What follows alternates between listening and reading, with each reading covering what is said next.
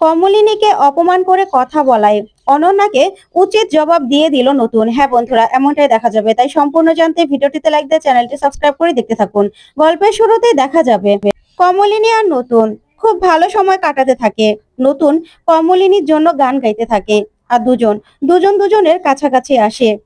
দুজন খুব ভালো সময় কাটাতে থাকে। ওইদিকে দেখা যাবে কুর্চি ব্যাগপত্র গুছিয়ে নেয় আর বলে আমি যাচ্ছি। তখনই অয়নদীপ বলে এই তো কালকে আসলে, আজকে আবার চলে যাচ্ছ? তখন কুর্চি বলে হ্যাঁ, ওই বাড়িতে তো আমার 3 দিন থাকার কথা, তাই না? আর তাছাড়া তাছাড়া আমি সবকিছু রান্না করে রেখে গেছি, সুলক্ষণাকে সব বুঝিয়ে দিয়েছি। আমি এখান থেকে স্কুলে যাব, স্কুল থেকে বৌদির কাছে যাব, ওখানে 3 দিন কাটিয়ে তারপরে বাড়ি ফিরে আসব। তখন অয়নদীপ বলে এখনই তোমাকে আবার চলে যেতে হবে? যাও যাও। এই বলে অয়নদীপ সোফার মধ্যে শুয়ে পড়ে। তখনই দেখা যাবে ডাবলু বলে বাবা তোমার আবার কি হলো? তখন সুলক্ষণা বলে বাবা আপনার আবার কি হলো? তখন কুর্চি বলে কি হলো ব্যাপারটা? এরকম করছো কেন? তুমি এখানে শুয়ে পড়লে কেন? তখনই অয়নদীপ বলে যাও যাও, তুমি যেখানে যাচ্ছ সেখানে যাও। তখন কুর্চি বলে হ্যাঁ এরকমটাই তো কথা ছিল, যে আমি 3 দিন ওখানে থাকবো 3 দিন এখানে থাকবো, তাহলে? তখন এই কথাতেই অয়নদীপ বলে তোমাকে কি আমরা বারণ করেছি নাকি? তখন কুচি বলে সব রান্না তো করে দিয়েছি, সুলক্ষণা তুমি গরম করতে পারবে না? তখন সুলক্ষণা বলে আসলে মা, আমার মা না আমাকে কোনোদিনও আগুনের কাছে যেতে দেয়নি। আগুনের ধাত আমার সহ্য হতো না তো, সেই জন্য। তাই আমি কি করে গরম করবো বলুন তো? তখন কুচি বলে ও, তুমি আবার আগুনের কাছে যেতে পারবে না? আচ্ছা ডাবলু, তুমি না হয় করে দেবে। তখন ডাবলু বলে না না মা, বড় মা থাকতে আমাকে তো কোনোদিনও রান্নাঘরেই যেতে দেয়নি, আর বলে যে ছেলে মানুষ রান্নাঘরে কেন যাবে। সেই জন্য আমাকে কোনোদিনও ধরতেও দেয়নি, আগুনের কাছে যেতেও দেয়নি, কোনো কাজই করতে দেয়নি। তখন কুর্চি কি বলবে বুঝতে পারে না। তখন কুর্চি বলে তাহলে আমি কি এখনই খাবার দিয়ে দেবো নাকি? তখন অয়নদীপ বলে কি বলছো তুমি, দুপুরের খাবার এখনই খেয়ে নেবো? তখন অয়নদীপ বলে আচ্ছা ঠিক আছে ঠিক আছে, তোর মা যাক না, আমরা না হয় হোটেল থেকে অনলাইনে অর্ডার করে ছাইপাশ খেয়ে নেবো। তখন কুর্চি বলে মানে কি, তাহলে আমি এত কষ্ট করে রান্নাটা কেন করলাম? তখন অয়নদীপ বলে আচ্ছা ডাবলু, তোর বড় মাও তো আগে বাপের বাড়িতে যেত, তখনও তো আমরা অনলাইন থেকে এনে খেয়ে নিতাম, তাই না? তখন কুচি বলে এখন কিন্তু আমার মাথা গরম হয়ে যাচ্ছে, আমি এত কষ্ট করে এতগুলো রান্না করেছি, সেগুলো কি ফেলে দেওয়ার জন্য? তখন অয়নদীপ বলে না তুমি রান্না করেছো তো কি হয়েছে, এখন তোমার ওই বাড়িতে 3 দিন থাকতে হবে, তুমি তো যাবেই, তাই না? তার জন্য আমরা কি আর না খেয়ে থাকতে পারবো? আমাদের তো অনলাইন থেকে খেতে হবে, কারণ কেউই তো গরম করতে পারে না। আর তাছাড়া আমার বৌদি বলতো যে এই বাড়ির ছেলেদের নাকি আগুনের কাছে যাওয়া নিষেধ, রান্নাঘরে যায় না তারা। তখন সুলক্ষণা বলে হ্যাঁ হ্যাঁ, অনলাইন থেকেই না হয় আমরা এনে খেয়ে নেব। তখন কুর্চি কুর্চি এই কথা শুনে বলে আচ্ছা সুলক্ষণা, আস্তে আস্তে কাজগুলো শিখে নিতে হবে তো। আচ্ছা তুমি বরং আস্তে আস্তে এই খাবারগুলো গরম করা শিখে নেবে, তাহলেই তো হয়ে যাবে। তখন অয়নদীপ এই কথা শুনে রেগে কুর্চির দিকে তাকিয়ে থাকে। তখন কুর্চি বলে আচ্ছা আমাকে কিন্তু এখন যেতে হবে। তখন অয়নদীপ বলে যাও না, তাতে কি হয়েছে? তখনই ডাবলু বলে আসলে মা, বাবার শরীরটা তো ভালো নয়, সেই জন্য আর কি, সেই জন্য বাবা এরকম করছে। তখন কুর্চি বলে তোমার বাবার শরীর ভালো নয়, তাহলে ডক্টরের কাছে কেন নিয়ে যাচ্ছ না? আচ্ছা ডাবলু, আগে কি তোমরা ডক্টর দেখাওনি তোমার বাবাকে? তোমার বাবার তো ডক্টর দেখানো দরকার।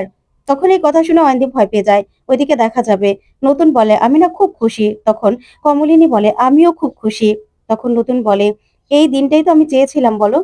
এখন তোমার বড় ছেলে বুবলায়তি বাড়িতে ফিরে এসেছে, এখন আমার খুব ভালো লাগছে। তখন কমলিনী বলে কিন্তু আমার ছেলেটা যতদিন না পর্যন্ত ওই মেয়েটা থেকে ডিভোর্স নিতে পারছে, ততক্ষণ পর্যন্ত আমার ছেলেটা শান্তি পাবে না, জানো তো? ওই মেয়েটা সহজে আমার ছেলেটাকে ডিভোর্স দেবে না। তখন নতুন বলে জানি তো, কিন্তু কতদিন বা ঝুলিয়ে রাখবে বলো তো? ও নিজেও বিরক্ত হয়ে তারপরে ডিভোর্স দিয়ে দেবে। তখন কমলিনী বলে ওই মেয়েকে তো আমি চিনি, ও সহজে ডিভোর্স দেবে না, আমার ছেলেটাকে অনেক ভোগাবে। তখন নতুন বলে সেটা তো বুবলাই ভালো বুঝবে বলো, ও যদি ওর সঙ্গে না থাকতে চায় তাহলে ও কতক্ষণ সম্পর্ক টিকিয়ে রাখবে? তখন কমলিনী বলে আমার ছেলের জীবনটা পুরো তছনছ হয়ে গেল। তখন নতুন বলে তার থেকে না স্বস্তি ভালো, ওর যে জীবনটা ও কাটিয়ে এসেছে, ও তো এখন বুঝতে পারছে যেখানে এসে ও কি পেয়েছে, ও যে খুব শান্তিতে আছে সেটা তো তুমি জানো, তাই না? তখন কমলিনী বলে হ্যাঁ, ছেলের জীবনটা পুরো অগোছালো হয়ে গেল, কি যে করবো না, ভালো লাগছে না, জানো তো? তখন নতুন বলে শোনো, বাকি ছেলে মেয়েদের জীবনটাও তো গুছিয়ে দিতে হবে আমাদের। মিঠিল মিঠিল আর বাবিলের বিয়েটাই বা কতদিন আমরা ঝুলিয়ে রাখবো বলো তো? তখন কমলিনী বলে কি জানি, ওদের সম্পর্কটা না আমি কিছু বুঝি না, জানো তো? ওদের মনে হয় যেন সম্পর্কের মধ্যে বন্ধুত্বটাই বেশি। হ্যাঁ ঠিক আছে, বন্ধুত্ব, বন্ধুত্বই মানুষের জীবনে সবকিছু। তারপরেও মিঠিলটা না আমাকে বড্ড ভালোবাসে। আর এই পরিবারটাকে আমার কখনো কখনো মনে হয় যে মিঠিল আমাকে ভালোবেসে এই বাড়িতে বিয়ে বউ হয়ে আসতে চাইছে। তখন নতুন বলে, আমিও না এই ব্যাপারটা খেয়াল করেছি। বাবিলের সঙ্গে মিঠিলের সম্পর্কটা কি সেটাও বুঝতে পারছি না। তবে তবে আমাদের যেটা কাজ সেটা তো আমাদের করতে হবে। তখন কমলিনী বলে, আমার বাবিলটা না পুরো একদম ছন্নছাড়ার মতো। এই ধরে না। ওদের সম্পর্কটা কি হবে কিছুই বুঝতে পারছি না। শুধুমাত্র বন্ধুত্বের জোরে তো আর কেউ সংসার করতে পারে না। তখন নতুন বলে, আচ্ছা বিয়েটাকে তো এগিয়ে নিতে হবে। আর মিঠির ব্যবস্থাও তো করতে হবে। তখন কমলিনী বলে, মিঠির আর কি ব্যবস্থা করব? ওই কিষাণুর কথা বলছো তো? ছেলেটা আমার মেয়েটাকে ভালোবাসে কিনা সেটাও তো জানতে হবে। কিন্তু কিষাণুকে না আমার খুব ভালো লাগে জানো তো, অনেক ভালো ছেলে। তখন নতুন বলে, হ্যাঁ আমার সব থেকে কাছের ছাত্র, আর ও না খুব ভালো মানুষ, বিশ্বাস করো। আমারও না খুব ভালো লাগে কিষাণুকে। ওইদিকে দেখা যাবে অয়নদীপ বলে, আচ্ছা ডাবলু, তোর মাকে না আমার কথা ভাবতে হবে না। আমার আমার চিকিৎসার কথা আমি ভেবে নিতে পারবো। তোর মাকে আমার কথা ভাবতে হবে না, যেখানে যাচ্ছে সেখানে যাক না। তখন কুচ্ছি বলে, আশ্চর্য তো, আমি কি বলেছি এখানে? আমি ভুলটা কি বললাম? আর তাছাড়া আমাদের তো কথা হয়ে গিয়েছিল। তখন অয়নদীপ বলে, শোন, এতদিন তো তোর মা ছিল না, তাহলে এখন মা মা করে কি হবে? তোর মা যেখানে যাওয়া সেখানে তো যাবেই। তখন কুচ্ছি বলে, আচ্ছা আমি এখন খাবারটা দিয়ে দিলেই তো হয়ে গেল। আর ডাবলুর তো 1 ঘন্টা পরে অফিস, তাহলে এখন খেয়ে নিলেই তো হতো। তখনই সুলক্ষণা বলে, না না মা, আপনি চিন্তা করতে হবে না। ওই তো বাবা, মা ব্যাগ গুছিয়ে নিয়েছে তো, নিজের জামা কাপড় নিজে নিয়ে নিয়েছে। তখন কুচি বলে, তোমাদের কাণ্ড দেখে মনে হচ্ছে আমি যেন অপরাধ করে ফেলেছি। তখনই দেখা যাবে ডাবলু বলে, মা তোমাকে চিন্তা করতে হবে না সুলক্ষণা, তুমি বরং আস্তে আস্তে ওভেনে সবকিছু গরম করা শিখে যাবে। দরকার হলে হাত পুড়িয়ে ফেলবে, আর না পারলে আমি দরকার হলে ওভেন চালানো শিখিয়ে দেব।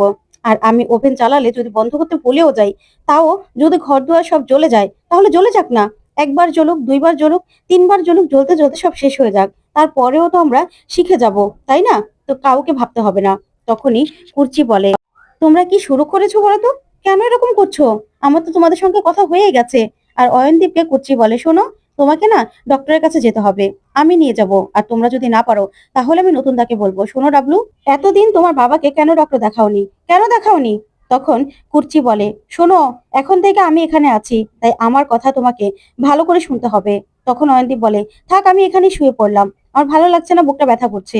তখনই ডাবলু বলে, বাবা তোমার আবার কি হলো?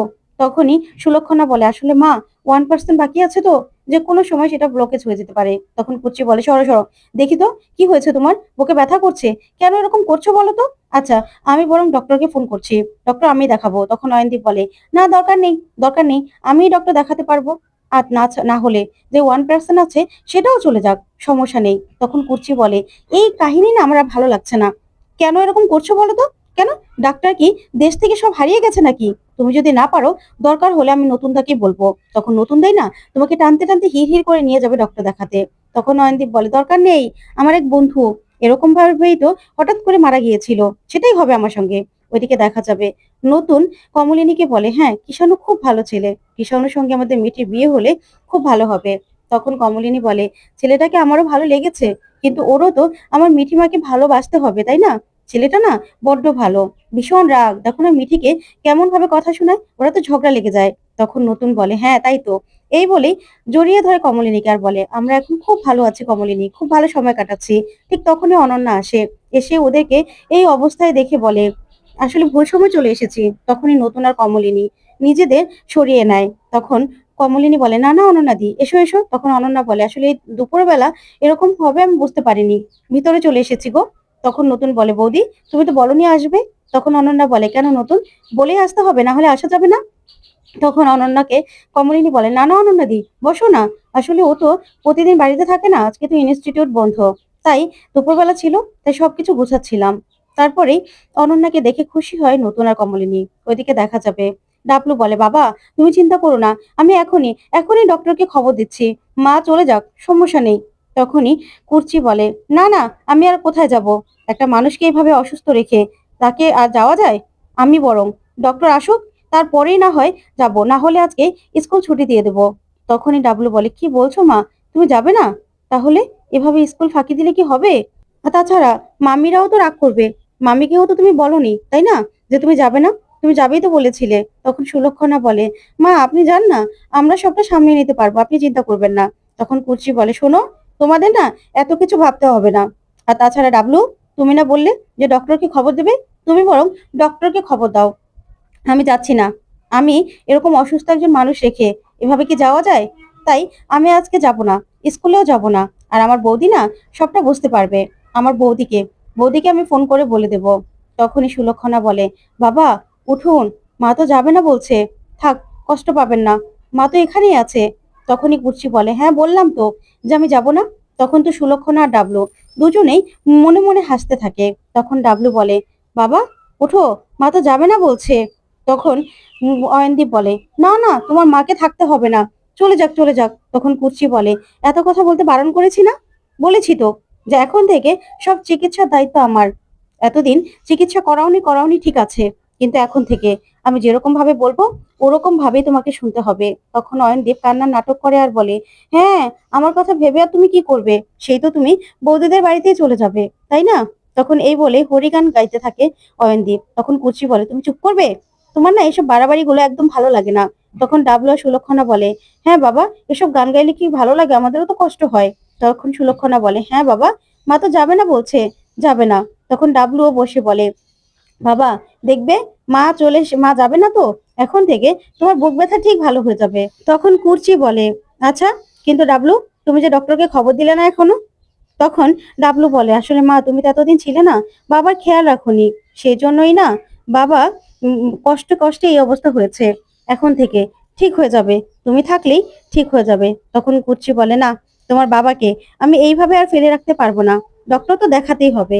তখন তো ডাবলু ভয় পেয়ে যায়, ওইদিকে দেখা যাবে অনন্যা কমলিনীকে বলে, "শোনো কমলিনী, তুমি তো আমাদের বাড়ির এখন বউ, অফিসিয়ালি বউ।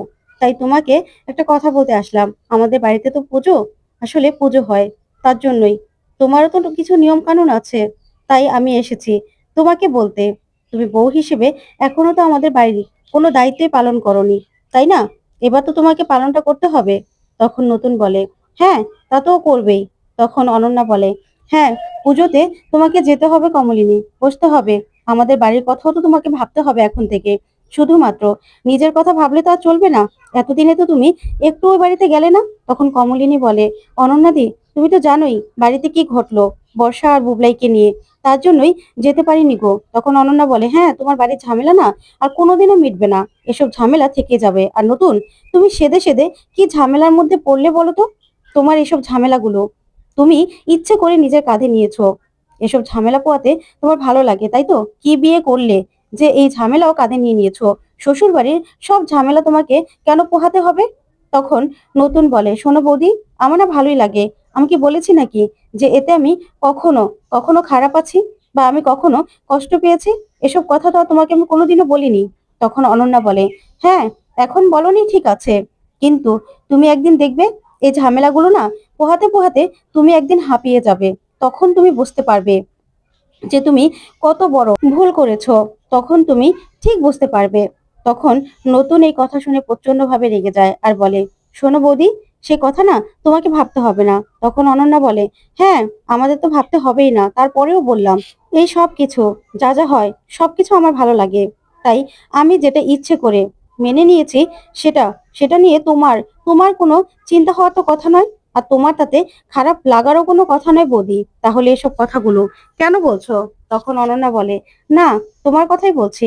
যখন তুমি হাঁপিয়ে যাবে না, তখন তুমি বুঝতে পারবে যে তুমি তুমি এই সবকিছুর সঙ্গে কিভাবে জড়িয়ে গেছো। তখন তুমি ভাববে যে এসব কিছুর সঙ্গে না জড়ালেই ভালো হতো।" তখন নতুন বলে, "ঠিক আছে, এরকমটা যদি কখনো ভাবি না, তোমার বাড়িতে গিয়ে না হয় একটু জিরিয়ে আসবো।" তো বন্ধুরা, কেমন লাগলো আজকের আপডেট কমেন্ট করে জানাতে ভুলবে না। ধন্যবাদ।